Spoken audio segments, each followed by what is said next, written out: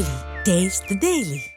கிருஷ்ணகிரி மாவட்டம் ஒசூர் அடுத்த திம்ஜேப்பள்ளி என்னும் இடத்தில் ஊருக்குள் புகுந்த காட்டு யானை தாக்கி விவசாயி உயிரிழந்த சம்பவம் சோகத்தை ஏற்படுத்தியுள்ள நிலையில் வனத்துறை நடவடிக்கை எடுக்காததே உயிரிழப்புக்கு காரணம் என்று கிராம மக்கள் குற்றம் சாட்டியுள்ளனர்.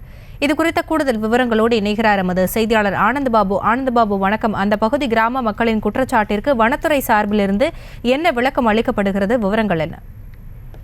வணக்கம் ஆர்ஷி. ஒசூர் அடுத்த டாடா நிறுவனத்திற்கு அருகே திம்ஜேப்பள்ளி என்னும் இடத்தில் விவசாய நிலத்திற்கு சென்ற போது விவசாயி ஒற்றை காட்டு யானையால் மிதித்து சம்பவம் அப்பகுதியில் சோகத்தை ஏற்படுத்தியிருக்கிறது.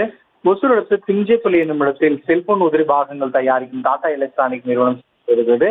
இதற்கு பின்புறமாக உள்ள நூற்றுக்கணக்கான ஏக்கர் நிலங்கள் விவசாய நிலங்களாக இருந்து வருகிறது. காட்டு யானைகள் வந்து செல்லக்கூடிய முக்கிய வழித்தடமாக இந்த பகுதி இருந்து வரும் நிலையில் பாவற்றப்பட்டி கிராமத்தை சேர்ந்த சின்ன பையன் என்கிற முனியப்பன் அவரது சொந்த நிலம் திம்ஜேப்பள்ளி பகுதியில் இருப்பதால் இன்று காலை விளைநிலம் சென்ற போது அங்கு சுற்றித் திறந்த ஒற்றை காட்டு யானை இவரை மிதித்துக் கொண்டிருக்கிறது. இந்த சம்பவம் அந்த பகுதியில் சோகத்தை ஏற்படுத்தியுள்ள நிலையில் அந்த கிராம மக்கள் தெரிவிக்கையில் இந்த பகுதியில் நூற்றுக்கணக்கான காட்டு யானைகள் அவ்வப்போது வந்து செல்வதும் யானைகள் முகாமிட்டிருப்பது தொடர்ந்து வனத்துறையினருக்கு தகவல் அளித்தாலும் அவர்கள் அடர் வனப்பகுதிக்குள் விரட்டாமல் யானைகளை கண்காணிக்காததே இந்த உயிரிழப்பிற்கான காரணம் என குற்றம் சாட்டியிருக்கிறார்கள். தற்போதும் கூட இந்த ஒற்றை காட்டு யானை இந்த திம்ஜேப்பள்ளி பாவாற்றப்பட்டி கிராம பகுதியில் சுற்றி வருவதால் கிராம மக்கள் அச்சமடைந்திருக்கிறார்கள்.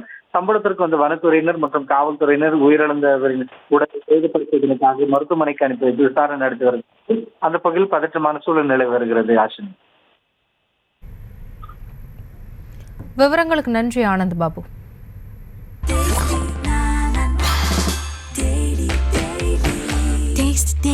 Taste the Daily.